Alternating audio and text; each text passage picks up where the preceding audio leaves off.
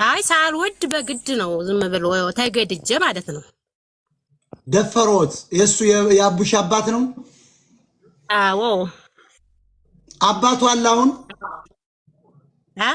አባቱ አለ? ኧረ የት እንዳለ አላውቅም። የለም አልተቀበለኝም። በቃ አስረግዞ ደፍሮ ጠፋ። አዎ ግን ይታወቃል፣ ያውቁታል፣ ግን ስሙን ያውቁታል። እንደው የት ሀገር ሰው ነው? አዎ ማን ይባላል? ያውሩ፣ ችግር የለውም። እሱም ነገ ደግሞ ተመልሶ ልጅ ስላለው ቆንጆ ልጅ ስላለው ሊመጣ ይችላል። ማን ነው የሚባል? እንደው አባቱ ይበልጣል ነው የሚባል። ይበልጣል ማን ይበልጣል? ሃይማኖቱ ራሱ እንትን ስለሆነ ነው እንደዚህ ክትትል ራሱ አድርጌ ለማስረከብ። ሃይማኖቱ ምንድነው? ሙስሊም ሆኖብኝ ምን ችግር አለው እንዴ? እና እስላሞች ነው ግን አይደሉም እንዴ? ምን ችግር አይደለም፣ ችግር የለውም። ሃይማኖትኛ ያጣላንም። አንደኛ ማዘር እናታችን ሃይማኖት የግል ነው።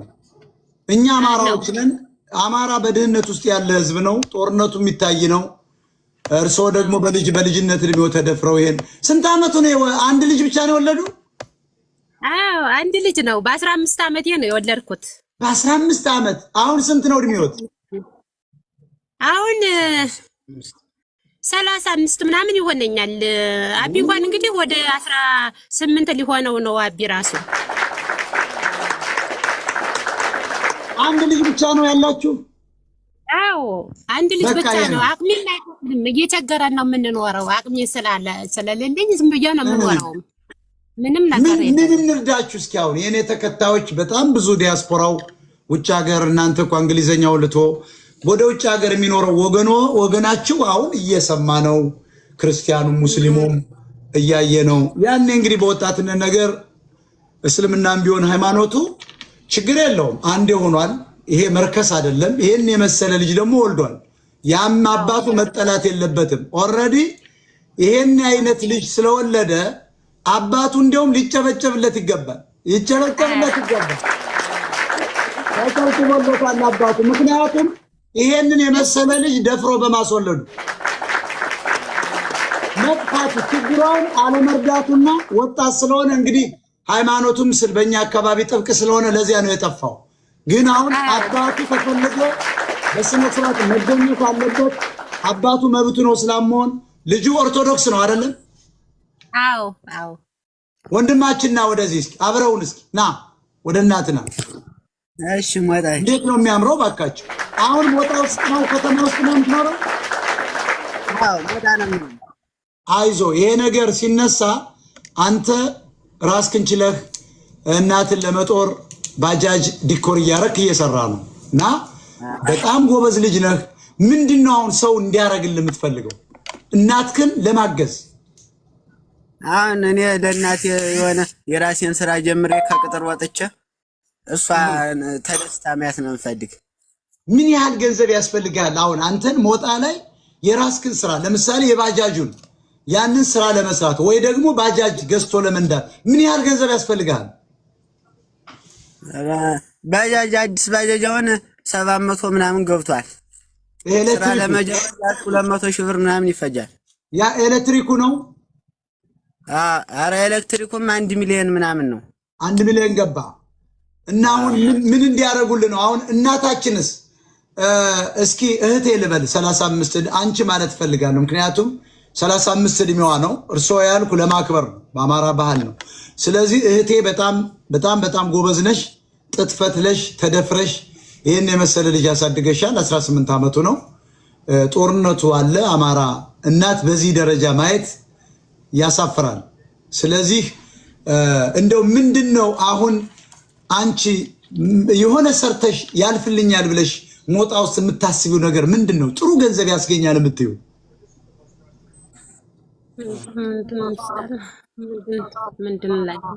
ለምሳሌ አሁን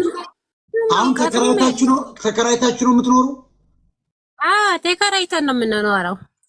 እንዲያው አሁን ሰው ለዚህ ልጅ ባጃጅ ቢገዛለት፣ ባጃጁን ደግሞ ጎበዝ ነው እነ ስጢፎ የሚባሉ አሉ። እነሱ ከኋላ የእንጀራ መጫኛ ሰርተውለት አንቺ ደግሞ እንጀራ እንደው አንድ ኤሌክትሪክ ምጣድ አንድ 5 ምጣድ ቢገዛልሽና ገጠር ያሉ እህቶችሽን ደግሞ ከባላገርነት አውጥተሽ ከተማ ያርገሽ እያስተማርሽ እንጀራ እያከፋፈልሽ ብትኖሪ ምን ይመስልሻል?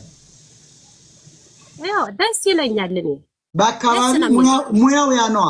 ትምህርት ቤት አለርሽም ሌላ ነገር ልጅም አላደረሽም የተማረ በአማራው በአካባቢው ባለው ነው መነሳት ያለበት።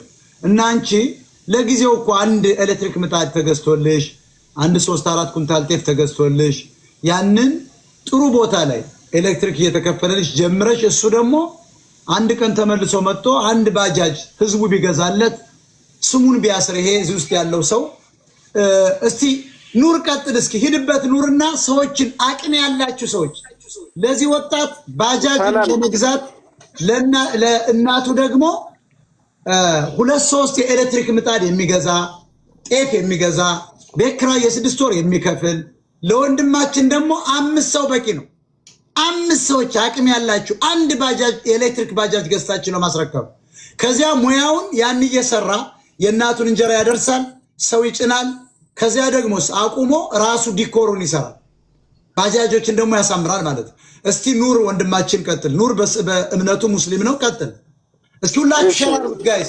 ባትረዱ አንበሳውን ማውረድ አንዴ ለነዚህ ሰዎች ገንዘብ ያላችሁ በአካውንታቸው ሲናገሩ የሌላችሁ በጊፍት እስኪ ጊፍት ላኩላችሁ። ሁላችሁ አድንቁት ይሄን ወጣት በዚህ እድሜው ራሱን ችሎ እናቱን ከድህነት ለማውጣት።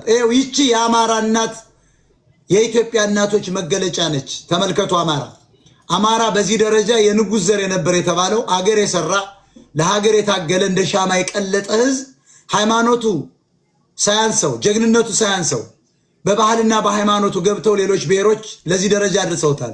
መሬቱን ነጥቀውታል። 10 ሀገሮች ተፈጥሮ ያንተ ሀገር አይደለም እየተባለ ወደ አንዲት ክልል እየተሰበሰበ በድህነት እንድንቆራመት ያደረገን የህዋት ወያኔ የኦነግ አስተዳደር ዛሬ ደግሞ ብልጽግና የሚሉት የዚያ ተከትያ ህዝባችንን በድሮን እያጠፋ ይገኛል። ፋኖ ከትግሬ ጋር መስራት የለበትም። ፋኖና ልዩ ኃይል ምንሻ መዋጋት የለበትም። ክልሉ በፋኖ እጅ መውደቅ አለበት። እንደነዚህ አይነት እናቶች ነፃ መውጣት አለባቸው። አማራ ፋኖ የሚታገለው ለህልውና ብቻ ሳይሆን ለኢኮኖሚ ጭምር ነው።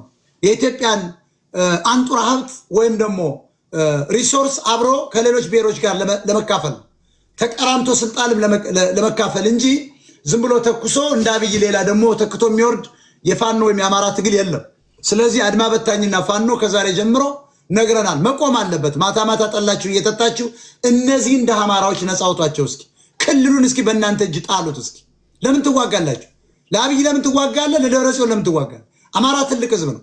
አይዞሽ እናታችን፣ ምንም ችግር የለው። ኑር ቀጥል። አካውንት ይሰጣቸዋል። ተረጋጉ። ቀጥል። እሺ ሰላም ሞጣ። አሁን 3300 ሰው አለ።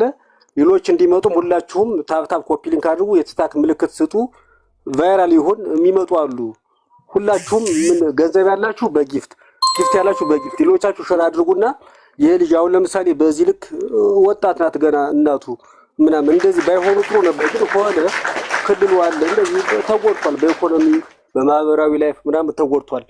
ስለዚህ ሞጣ ላይ ብለሃል ቀበሌ 4 ምናምን እያልከ ነበር። ተፈሪ ስትለኝ ነው እንደውም ነው የገባው። ሞጣ አጋጣሚ ዳታ ሳበራ ተፈሪ መኮንን ፖሊስ ያተዛለኝና ገባሁኝ። እኔም ወጥቻለሁ። ከሞጣ ከወጣው ላይ ይሄ ወንድማችን ይቅርታ እንዴ ወንድማችን ቅድም 5000 ብር ልኳል።